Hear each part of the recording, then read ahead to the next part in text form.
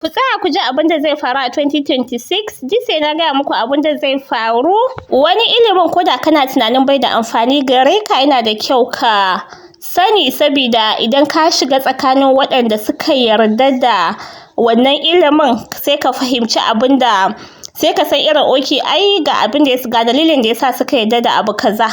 To ko ma menene za ku ji ana cewa 2026 rana shi ke da mulki, kamar da na gaya muku a wani bidiyon da na yi na shekarar nan, na gaya muku wannan shekarar tauraron Mars, tauraron Murika shine ke da mulki a wannan shekara, tauraro da ke ruguza abubuwa.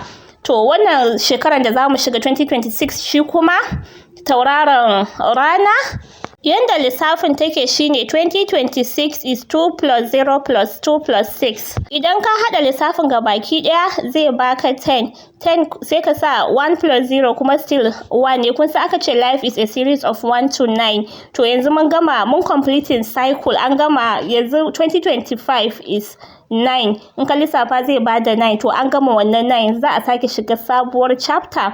Za mu fara daga number 1. Duk da kowa idan ka lissafa naka, akwai da na gaya muku yadda ake lissafin a wannan bidiyon da na yi na wannan shekarar. Idan ka lissafa naka kai watakila ba rana za ka experience ba, amma generally duniya ga baki daya 2026 ake vibration of 2026, that is vibration of wannan rana ne.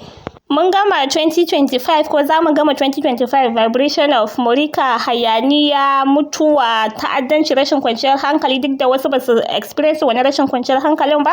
To za mu shiga 2026 vibration of rana, wanda yake nufin iko, shugabanci, gaskiya, bayyanar abubuwa da ake ɓoyewa, sabuwar farawa.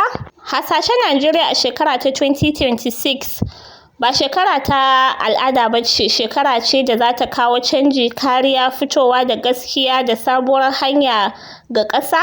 Siyasa da shugabanci a 2026 ana samun ƙarin hayaniya, canje-canje, matsin lamba ga shugabanni da kuma fitowar sabbin jagorori.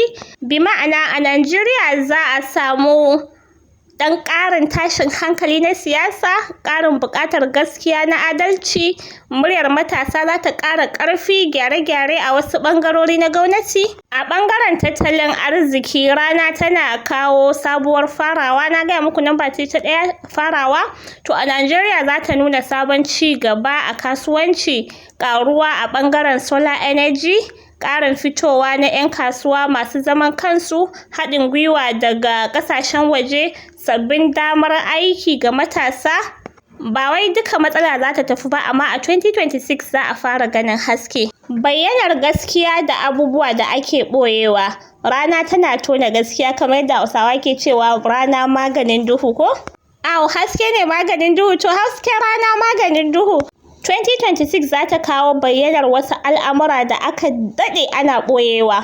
Za a yi bincike da tambayoyi daban-daban, za a tada hankalin jama'a kan gaskiya, za a tsaurara tambayoyi ga manyan masu kuɗi, masu iko. Wannan shekara ce da gaskiya ke fitowa sama da komai. Matasa, fasaha da ƙirƙire-ƙirƙire a 2026.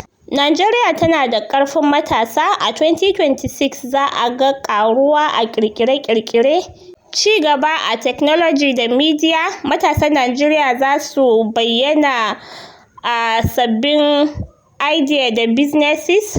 2026 za ta ba da ƙarfi ga wanda yake so ya fara sabuwar hanya. A ɓangaren tsaro, rana ba ta ɓoye komai. A 2026 za a iya ganin sabon tsarin tsaro a wasu yankuna. Wasu wurare su samu sauƙi, wasu su ɗan samu matsin lamba kafin a samu sauƙi. Ƙarin kulawa daga hukumomi. Duk da dukkan ƙalubale, ana ganin wani sabon tsarin tsaro yana tashi. Yanayi da zafi. 2026 na gaya muku rana ne ke mulki, kuma rana yana nufin zafi. So a 2026 za a iya samun zafin rana sosai, ƙaruwar buƙatar wutar lantarki, ƙaruwar amfani da sola, ƙarin wayar da kan jama'a kan muhalli.